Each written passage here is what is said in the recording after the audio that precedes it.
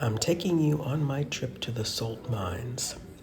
These are really amazing, fascinating mines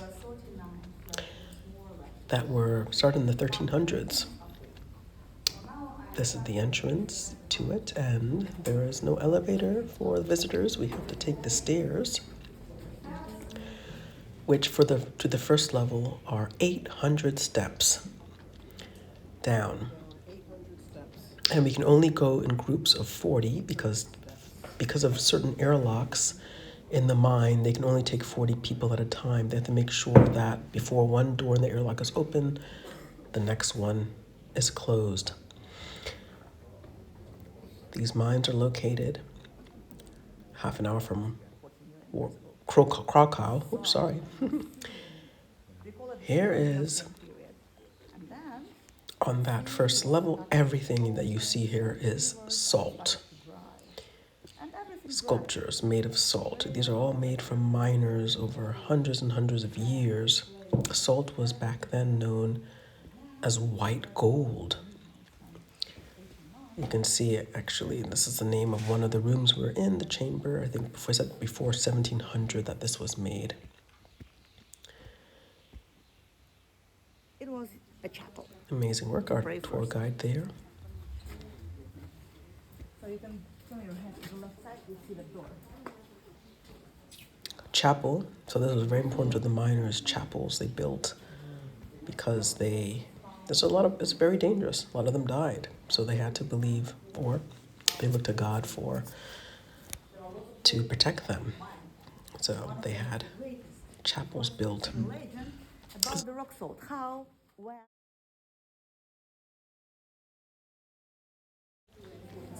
And we call him the Great, not because he was a One of great the kings. of the great wars, but because he was a great man and great legislator. It's just amazing to know all of this was salt and so deep down in the ground that they created these rooms, these cavernous rooms, and this art as they lived in these mines, as they worked here. Salt was important because it was the main, preserving mineral brine for meat, for protein, which was absolutely important in the diet of humans, protein. So from that, they were able to preserve meat. And of course, you can brine pickles and all that. So it was related to food. Here's 90 meters deep. The dwarves.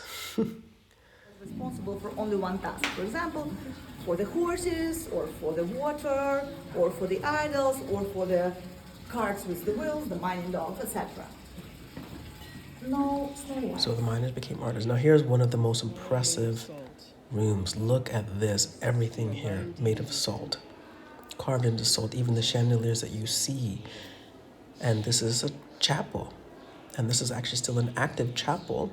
They're having mass here every Sunday. You can fit up to 800 people in this room. So can you imagine we are over 100 meters down in the ground, underground, even parts below sea level. And there you find this room. Really amazing.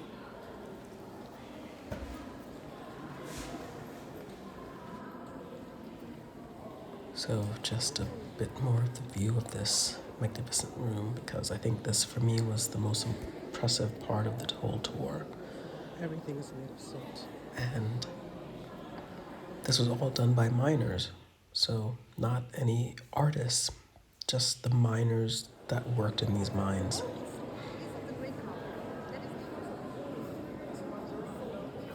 We only saw a fraction of this mine. Apparently, we met people that said that there is also things like a basketball court. There's an Olympian-sized pool.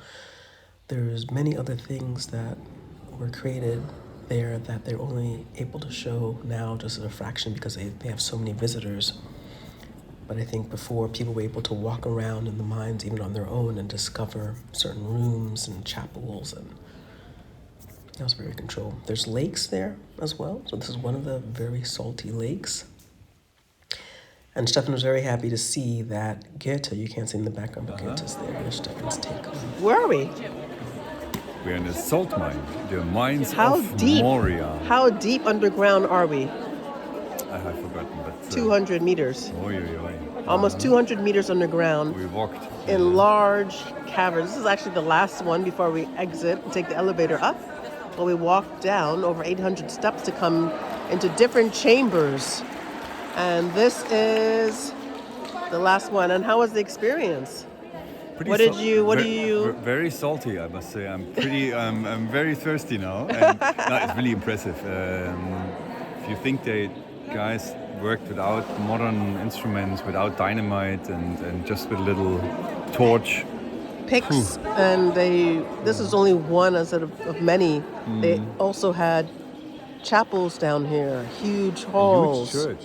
Huge, and the horses live down here, not Yeah. just with the miners. But was it very impressive? He didn't know about this. It's a UNESCO World Heritage Site. It's really beautiful. Very beautiful.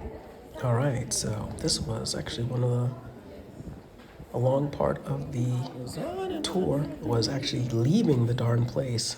It took quite a while. Here's a group of us getting out, because to get out, they have only access to 2 elevators, and the elevators are pretty small, only about 6 or so people at a time. And this place was busy. There were hundreds and hundreds of people that I saw already. So here's us in the elevator. You can see very tight and very fast, thank God. But we were pretty deep, so it took a little bit of time to go up. That elevator had to be very fast for us to get to the top. But here we are at that speed, and you can kind of get a sense of how deep we had gone down. Fascinating, amazing experience. The salt mines near Krakow. Sorry, Polish words are very hard to say, so I can't even pronounce the name of the town where this salt mine was. But amazing, fascinating, probably something I would visit again to see other parts of the mine. Thank you.